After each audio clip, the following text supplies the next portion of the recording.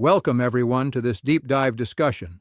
Let's explore the intriguing legacy of Philo of Alexandria and his groundbreaking concept of the Logos. Absolutely, it's fascinating how Philo reinterpreted Hebrew scriptures through the lens of Greek philosophy, right? Right. Philo was born around 20 BCE, and his work essentially bridged the gap between the rich heritage of Jewish scripture and the rationality of Greek thought.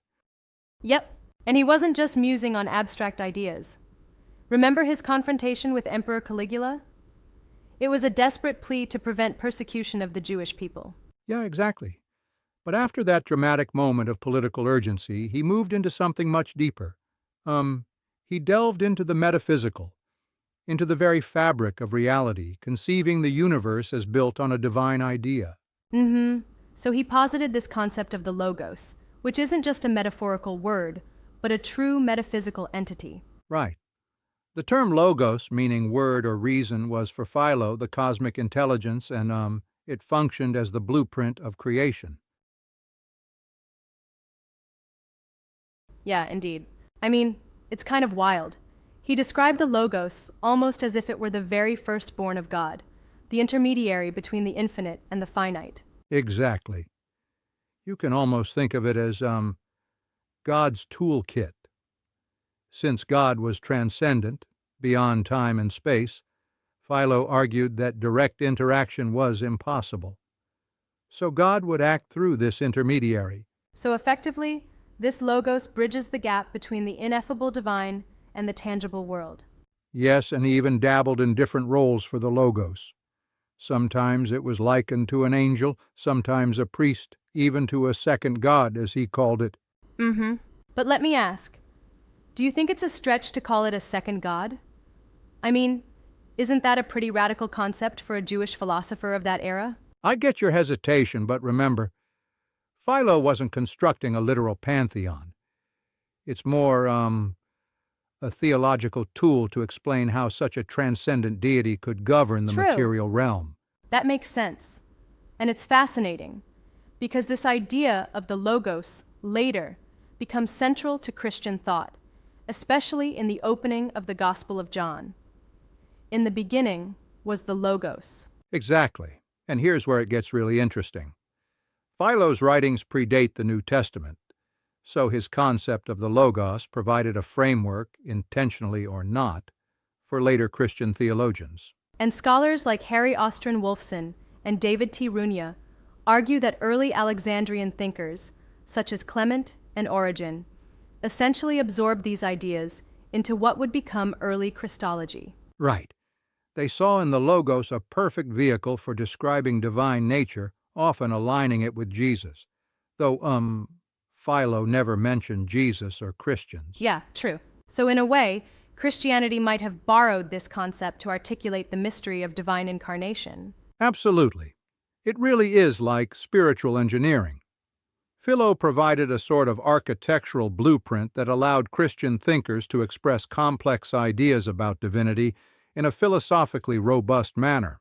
And that's pretty compelling, using an abstract cosmic intelligence to explain moral and theological issues. Indeed. Philo even argued that the Logos wasn't only cosmic but also imprinted within each human soul, a divine spark that guides us toward virtue and reason. I like that connection. So if we act justly or pursue truth, we're aligning ourselves with this universal divine principle. Yes, it's a kind of inner compass.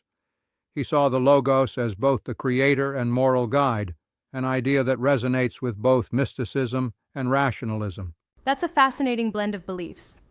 It makes me wonder, though, how did Rabbinic Judaism react to this idea? Great question. Actually, later Jewish thinkers were, pretty critical of Philo's approach. They believed his Logos was, as Daniel Boyarin put it, too Greek to be Jewish and It too didn't Jewish fit to neatly be into Greek. either tradition. So what you're saying is, his ideas eventually led him to be sidelined by both communities, accepted by some, but rejected by others. Correct. And it's interesting because, despite this, his work continued to shape theological thought, influencing not only Christianity but also modern philosophical ideas about rational order in the universe. Almost like a hidden backbone of Western theology and philosophy. Exactly. It's the invisible architect of later theological structures. People like Descartes, Spinoza, and even Hegel owe a subtle debt to the earlier ideas of Philo. Mm-hmm. But isn't it ironic that someone so influential isn't found in our standard religious curricula? Oh, for sure. You won't hear about Philo in most Sunday schools or synagogues. He's been kind of written out of the mainstream narrative, even though his ideas are foundational. It's like the story behind the story, this hidden layer that supports everything we think about religious thought. Exactly. And get this. Philo wrote his ideas between 20 and 50 CE, which is really before the New Testament had fully formed. Yet, his Logos becomes the frame on which early Christians built their theology. That really challenges the conventional timeline, doesn't it? Like it forces us to rethink the origins of Christian doctrine. Yes, and that's where the debate really heats up. Some scholars argue that John's Gospel, with its famous opening, might have literally copied Philo's phrasing, even if unintentionally. That's a strong claim. I can see why some would question that. It's a bold assertion to say that Christianity, as we know it, owes its existence to a Greek-inflected Jewish philosophy. True. And while it's a persuasive argument, not everyone agrees. There have been respectful critiques suggesting that the similarities might be more coincidental or based on common cultural influences of the Right, time. a valid point. So even among experts, there's room for debate. It really underlines how dynamic and layered the origins of these ideas are. Absolutely. And what's so amazing is that despite all these debates, Philo's ingenious synthesis of Jewish and Greek thought remains a pivotal moment in the history of theology. It's like, he built a bridge that connected distinct spiritual traditions. Yeah, exactly. And that bridge not only connected ideas, but reshaped how subsequent generations understood the cosmos, both its moral fabric and its very creation. Right. Whether one sees it as a mere intellectual construct or as a living, divine force, Philo's Logos is a concept that challenges and inspires. It's a reminder that the most influential ideas often emerge from blending different cultural and philosophical streams. And so, today, even if we don't discuss Philo in everyday settings, his legacy still underpins a lot of our modern thought on divinity and reason. Exactly. His work invites us all to, look deeper into the foundations of our beliefs, to see the hidden architecture beneath the surface. That's true. Well, this has truly been an enlightening conversation. It seems Philo's influence might just be the reason Christianity, and by extension, Western thought, took the shape it did. Absolutely.